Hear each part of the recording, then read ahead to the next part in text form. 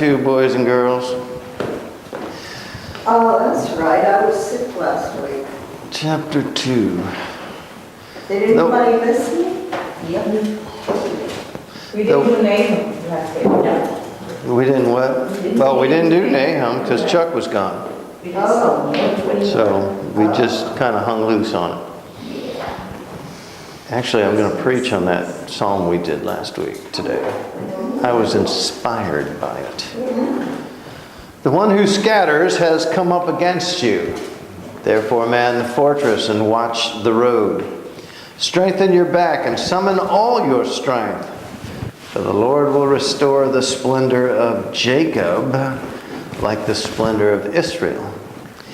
Even though the devastators have devastated them and destroyed all their vine branches, the shields of his mighty men are colored red, and the warriors are all dressed in scarlet. The chariots are enveloped in a flashing steel, and he is prepared to march. And the cypress spears are brandished, and the chariot race madly through the streets. They run wildly in the squares, and their appearance is like that of torches. They dash to and fro like lightning flashes. He remembers his nobles, and they stumble in their march. They hurry to the walls, and the mantelet is set up. The gates of the rivers are opened, and the palace is dissolved, and so it is fixed. And she is stripped. She is carried away, and all of her handmaidens are moaning like the sound of doves beating upon their breasts. Though Nineveh was like a pool of water throughout her days, now they are fleeing. Stop, stop, but no one will turn back. Plunder the silver and plunder the gold, for there is no limit to the treasure. Wealth from every kind of desirable object. She is empty, yet she is small and desolate, a complete waste. Hearts are melting, knees knocked together. In anguish is the whole body, and their faces have grown pale. Where is the den of lions and the feeding place of young lions? Where the lionesses and lion cubs prowled, with nothing to disturb them. For the lion tore enough for his cubs, killed enough for his lioness, and filled his lair with prey, and his dens with torn flesh. But behold, I am against you, declares the Lord of hosts, and I will burn up her chariots in smoke, and the sword shall devour her young lions, and I shall cut off of the prey from the land, and no longer will the voice of your message be heard. Ooh, what do you think about this? Nineveh is in trouble. You know, an interesting thing happens if you read famous Amos. Let me draw my map here. This is Israel, of course. Samaria is here, roughly. Mediterranean Sea way over here. Basically Israel, Persian Gulf over here. The Tigris and the Euphrates River. And up here at the headwaters of the Euphrates is Nineveh, roughly. Which is nowadays Damascus. This is the geography.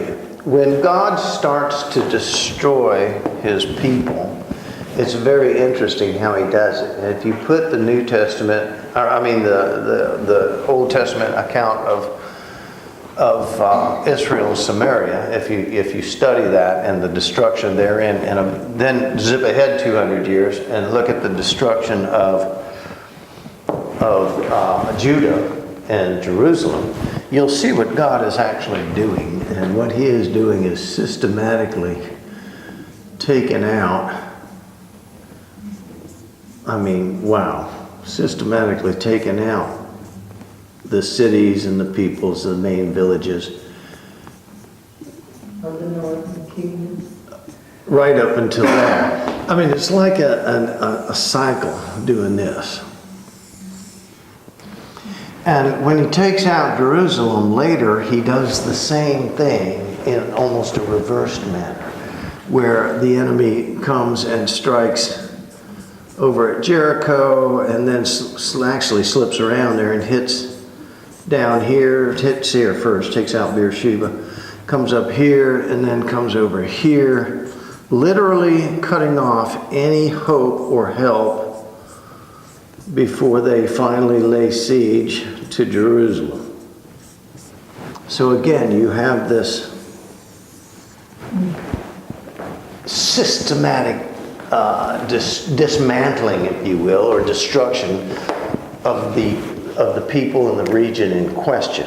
And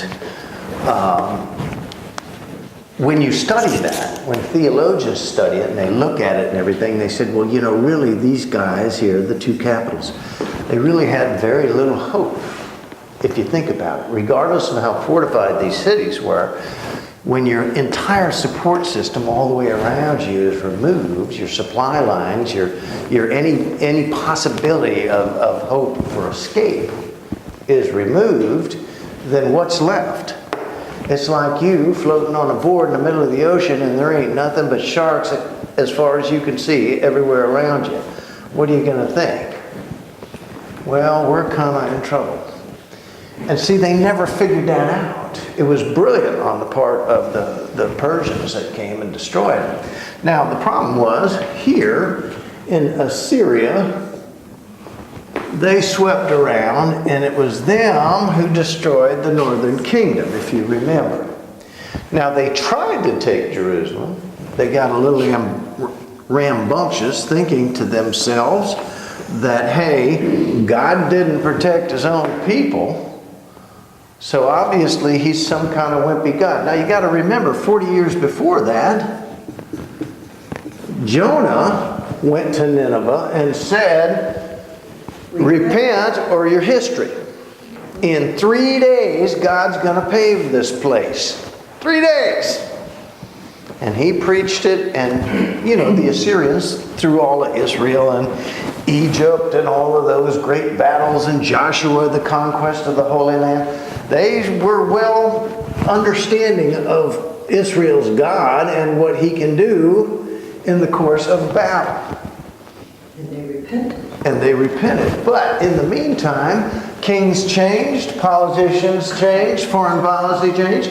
These guys started paying tribute back to Nineveh, saying, don't kill us. And eventually the tribute ran out. I mean, you just can't continue that kind of support. So eventually they said, well, they got bad kings down here too. And they said, forget it, we're not going to pay you anymore. And the army swept around. Well, with this first victory, and then another, and then another, and then another, and eventually the capital, these guys that were once afraid of this God, 40 years later, are emboldened against this God now, saying, oh, well, he's no kind of God. Literally, they come down, they lay siege to Jerusalem. What really happened, though, is that Jerusalem at that time had a very good king, a very godly king, Uzziah and Jehoshaphat. And they wrote a letter, terms of surrender and all that, and sent it to him. And in the letter, they said, your God has proven to be a bunch of hot air. This guy he's no God. He can't even protect his own people. So he didn't protect the northern kingdom. He's not going to protect you. I would suggest you take our terms. And of course, Uzziah and Jehoshaphat got the letter, and they took it to the temple and laid it on the altar. And they cried out. They humbled themselves before the Lord and cried out to God and said, God, this is what they're saying to you. That your mama wears army boots or whatever. And that you're no kind of God. And in their heart, after their prayers and their sacrifices, they said, Lord, what should we do? what to do. Now, this was 789 roughly. These guys are done. And since we had 200,000 soldiers here, why not, give them another week's work? Well, take Jerusalem, the crown jewel of the Middle East. So they came down here, they circled the city, they besieged the city, and they sent in the letter for terms. They took the letter, Jehoshaphat and Uzziah took the letter to the temple, talked to God. God told them, this is what I want you to do. Call out all the people, get them out of their houses. Everyone must attend. I want everybody up on the walls. And they were asking God, should we arm them? He said, no arms. Do not gird on your sword. Do not pull your bows or arrows. I want everybody up on the walls though. I want you to open the temple granaries. I want you to kill the fatted calves. I want you to throw a great feast up on the four giant walls of the city. If you've ever been up on there, they're like highways, you can run chariots through those things. They're like, I want you to call out all the musicians from the temple and get them up there playing music. I want everybody dancing and drinking and feasting until I tell you to stop. Well, so that's what they did. And he says, as you command. And these guys out here, who had just been through, months of battle, are sitting there watching these guys drink and dance and music playing and laughter, and they're getting all hammered. In fact, they drank and ate so long and for so much, they all passed out. They got tired and they passed out and they fell asleep all over the place. And of course, when they woke up, they looked out and there was no movement on the part of the soldiers, so they sent emissaries out there, and they found out that during the night the angel of God came down, and the number we're given is the angel of the Lord slew 187,000 men, soldiers. That is a considerably huge army, bigger than anything else that existed at the time. Well, Sennacherib III, who was the leader in charge of this, looked at what happened and said, whoa, I got to get out of here. So the few soldiers that were left, they ran back to there. But the sad thing there is when they got there, a new sheriff was in town. The Babylonians. And they had come up to sack Nineveh, and it literally in 3 days was the end of the Assyrian Empire that reigned for so many hundreds of years. Just like that, they went from being the greatest army in the world to not existing anymore, because the Babylonians didn't let any of them live, put them all to death. The mistake that Sennacherib had here was coming against Jerusalem. Jerusalem was a city of God at that time. They were still holy and they were still practicing and believing in the Lord. It wouldn't be until about 570 something, 578, basically a couple of hundred years later, that they would sin and the Lord would bring another army, this time the Babylonians, who are a huge empire by this time, 200 years later, and they would sweep around and take out the southern kingdom. The sin on the part of both of them, these guys, first of all, felt that there's no way the Lord would let them get destroyed. That was their first mistake. The second mistake was on the part of Nineveh, that God is no God because he can't protect his own people. They never realized that God just allowed them to chasten his people for their wickedness, but they too would suffer for their wickedness. This second chapter is about not the destruction of Israel, but the destruction of Nineveh. This is a projection as to what's going to happen. Right now, they're still sacking this. They haven't yet quite put their sword to Jerusalem yet, but they will. And then God's going to bring down his spirit. The greatest battle in the entire Bible is this one. Or by greatest, I mean the most people lost in a battle. The greatest battle in the Bible is when the Assyrians came against Jerusalem, who called upon their God, and the Lord not only answered here, but when they got home, they had a big surprise for them. And from that day forward, the Assyrian army ceased to exist. The Assyrian people ceased to exist. Now I know today they have a little country here called Syria, but it has nothing to do with that ancestry whatsoever. It comes out of a whole nother Phoenician thing. So don't let that be a misnomer. God said he was going to take them out once and for all, and that's exactly what he did. Because they got a little too cocky, came down here and tried to harm his children when they were still his children. Now, when they turned bad 200 years later, he would deal with that. Of course, they weren't wiped out, if you remember. They were taken back to Babylon in captivity for 70 years. And then, Daniel's one of them. And then they would eventually, God would return them, rebuild Jerusalem, and start over again. So that was the history. You know, there was I'm trying to think who it was. I think it was Ronald Reagan. Maybe it was George Bush Jr. I can't remember, but one of them said when we were getting into the Iraq thing, before the whole Desert Storm started and all that, it was still Desert Shield, I think, at that point. We were just saying, get out of Kuwait or get out of whatever and go back to your own country. And they started, and they did anyway. Remember all that historically?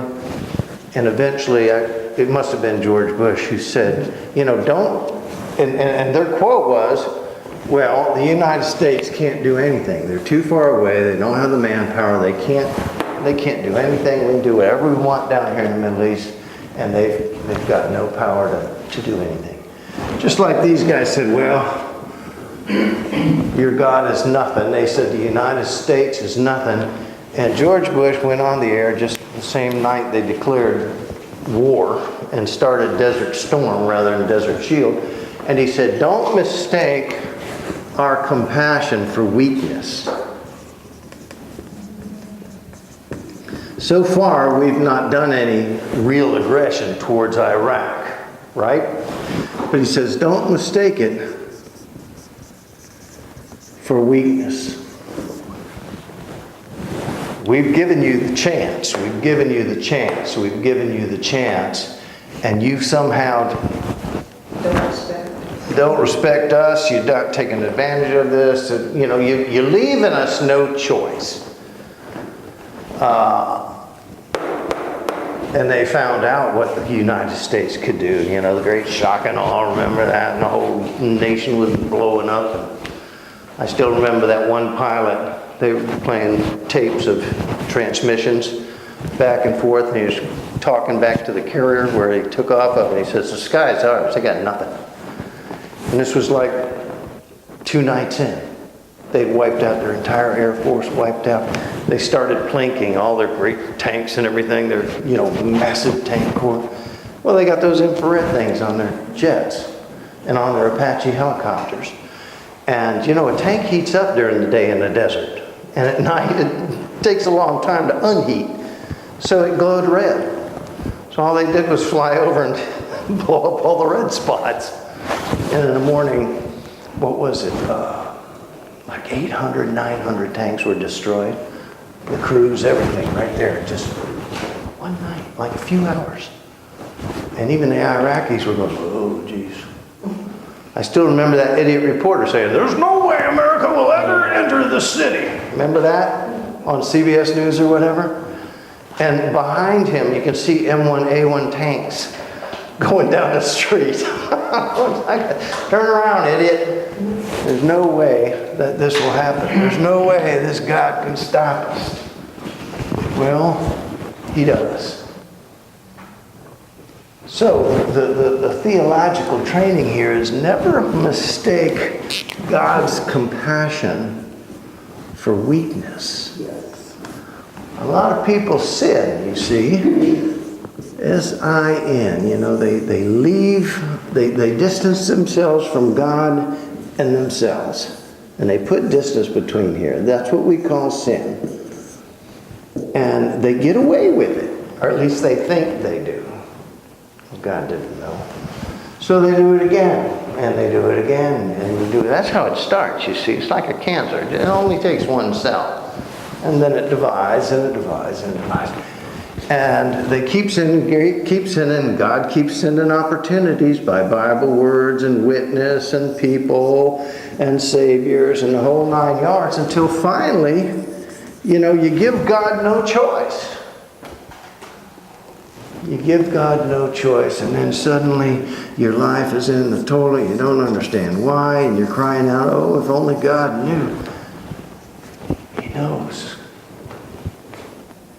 You made the mistake to begin with. You continued the mistake, and worst of all, you compounded the mistake with this kind of thinking.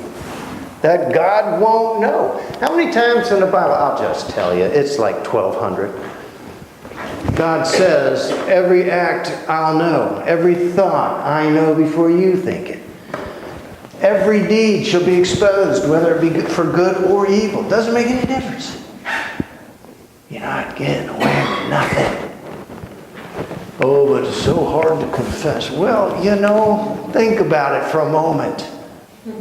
Go into your prayer closet if you're embarrassed and you don't want anybody else to know. Go into your prayer closet and pray to God who is there, who's always been there, waiting for you.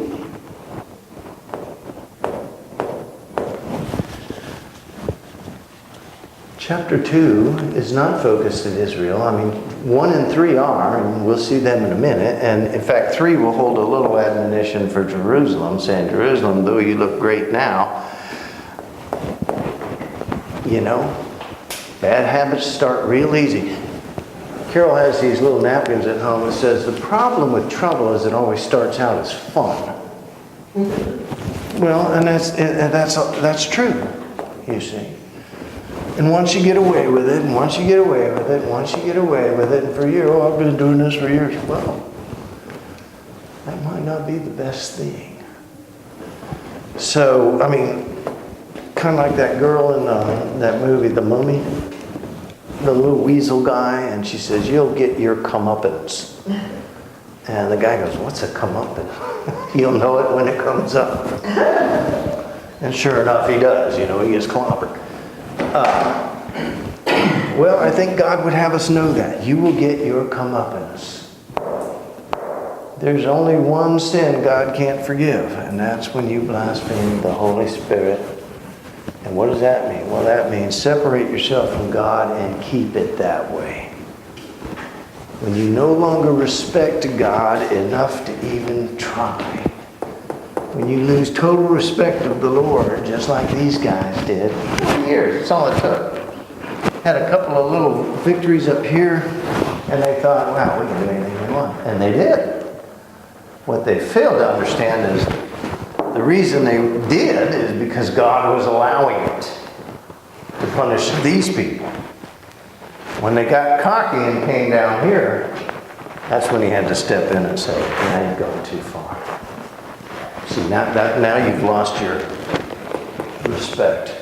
What's the time period of Nahum? Nahum is up here. He's talking to these guys.